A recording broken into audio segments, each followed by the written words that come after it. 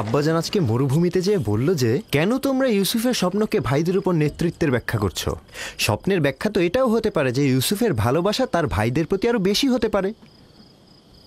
হতে পারে, হতে পারে ইউসুফ তোমাদের আরো বেশি ভালোবাসবে।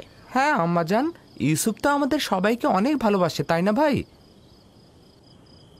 সবাইকে ভালোবাসার জন্য স্বপ্ন দেখার প্রয়োজন ছিল না। স্বপ্ন ভবিষ্যতের খবর দেয়, ইউসুফের নেতৃত্ব আর শ্রেষ্ঠত্বের খবর। তোমাদের আব্বাজান তোমাদের সাধারণ লাঠি ভাবে। এ কথা বিশ্বাস করো না, তোমার আব্বাজান আসলে তোমাদেরকে নীরব রাখতে চাইছে। বেলহে বলেছে এই স্বপ্নের যদি হাকিকত থাকে তাহলে সেটা হবে তোমাদের উপর ইউসুফের নেতৃত্ব আর কর্তৃত্ব, মনে রাখবে। কিন্তু আমরা তো ইউসুফের সাথে খেলেছি, আমাদের তো এমনটা মনে হয়নি। বোকার দল, তোমাদের পিতা চায় না তোমাদের সাথে ইউসুফের কোনো বিদ্বেষ থাকুক। সে চায় তার মতো করে ইউসুফকে সবাই ভালোবাসুক।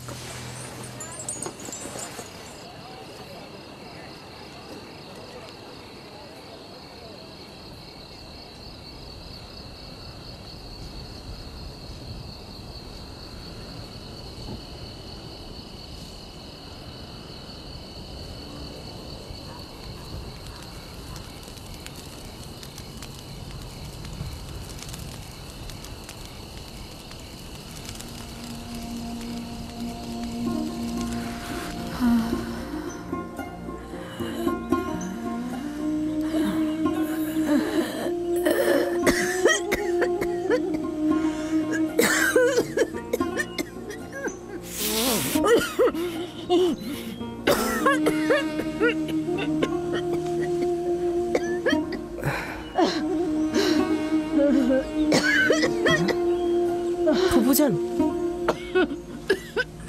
ফুফুজান, ফুফুজান, ফুফুজান, বেসমে, বেসমে। কি হয়েছে ইউসুফ? বানু, কি হয়েছে বানু?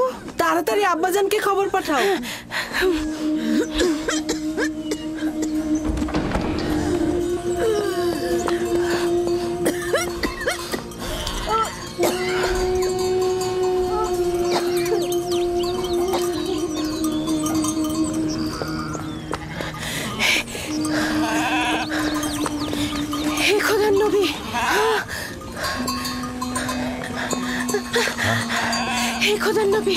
আপনার বোন ফাইকের অবস্থা ভালো না, তাড়াতাড়ি আসুন, তাড়াতাড়ি আসুন।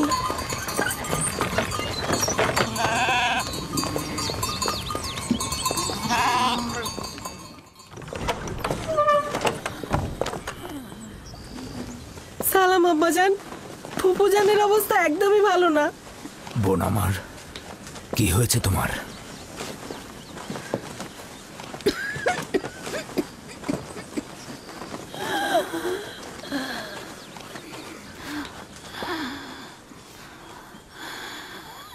অবশেষে আমার সময় শেষ হয়ে এসেছে। এইসব কি বলছো বোন আমার? তোমার অবস্থা তো ভালোই ছিল, হঠাৎ করে কি হয়ে গেল? অত কিছু তো জানি না, শুধু জানি চলে যাচ্ছে। তাড়াতাড়ি ওনার জন্য হেকিমের ব্যবস্থা করুন, ওনার অবস্থা ভালো নয়। আমি গতকাল থেকে জানি যে আমার আর সময় নেই।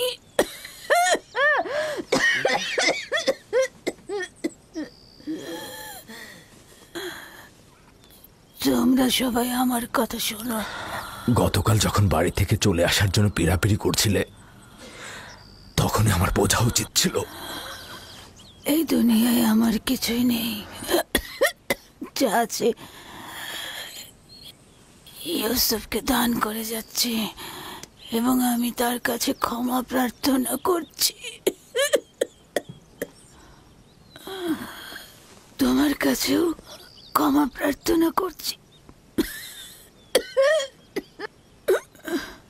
এই 4 বছর মিথ্যা অপবাদ দিয়ে ইউসুফকে আমার কাছে রেখেছি। খোদা তাআলা আমাকে ক্ষমা করো, তোমরা আমাকে ক্ষমা করো।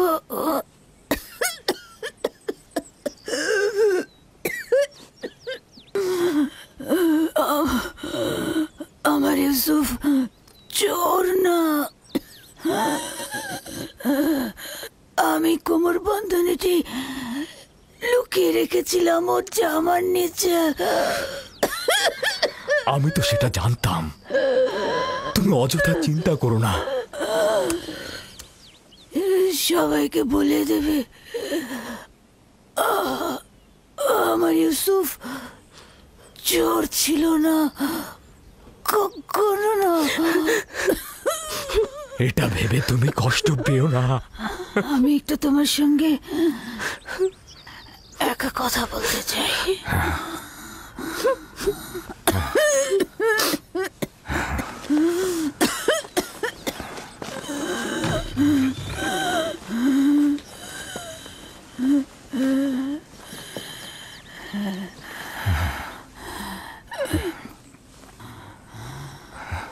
ইউসুফ, খোদার আয়াত সমূহের মধ্যে একটি আয়াত, এভাবে কারোর জন্য নিয়ামত রহমত, কারোর জন্য ক্ষতি ও লোকসান।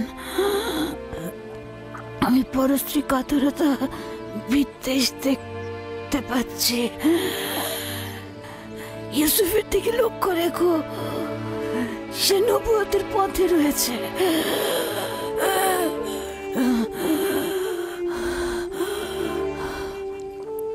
মুহূর্তের জন্য তাকে একা করো না। ক্ষণিকের জন্য তার প্রতি গাফেল হয়েও না।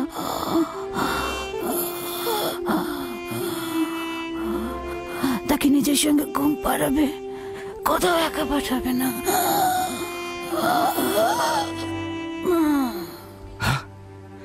বোন, বোন আমার,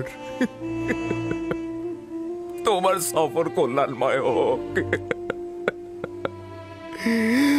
তোমার সফর কল্যাণময় হোক। আমার সালাম আমাদের পিতা ও মাতাকে পৌঁছে দিও। রাহেলকেও আমার সালাম দিও। আমাদের দাদা ইব্রাহিম নবীকেও আমার সালাম পৌঁছে দিও।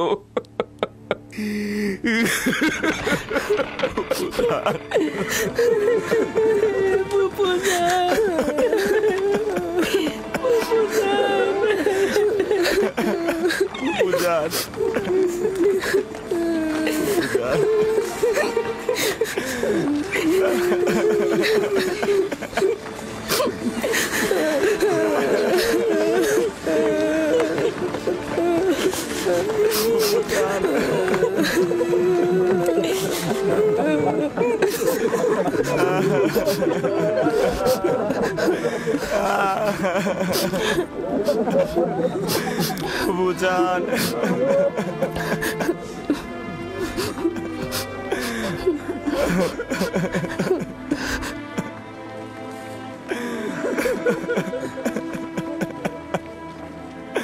ফুপুজান,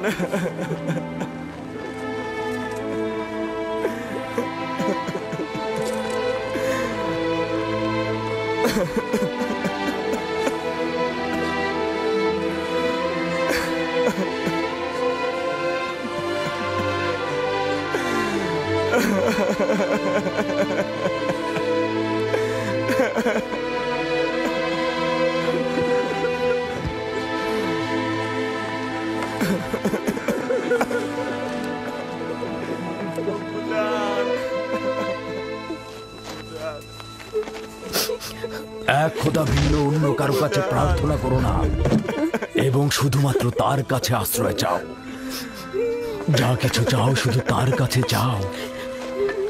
আর সকলেই অক্ষম, আর তিনি শক্তিশালী। সব ধরনের চাহিদা আর তোমাদের ভেতরের অন্তর্নিহিত অর্থ তার কাছে পরাভূত। একমাত্র প্রত্যক্ষদর্শী এবং সকল ক্ষেত্রে যার উপস্থিতি, তিনি হচ্ছেন উনি।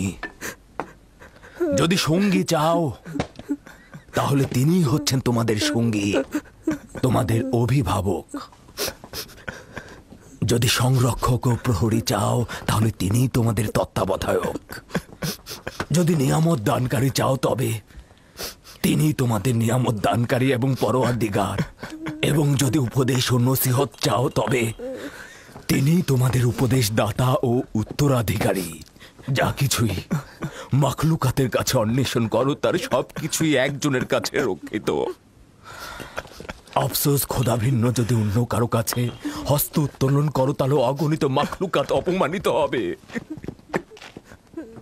যদি কাল বা পরশু কেয়ামতের দিন খোদাবন্ধ ইনসাফ সহ জাহের হন,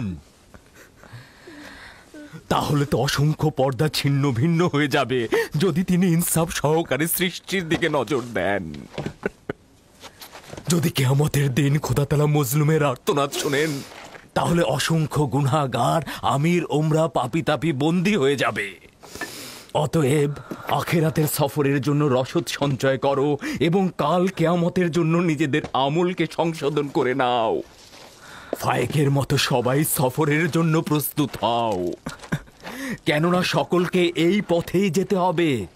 চলো সবাই ফায়েকের আত্মার মাগফিরাত কামনা করে একসঙ্গে দোয়া করি। হে পরওয়ারদিগার, ফায়েকের রূহকে নেককার রূহদের সঙ্গে ও আপনার বন্ধুদের সঙ্গে পুনরুত্থান করুন।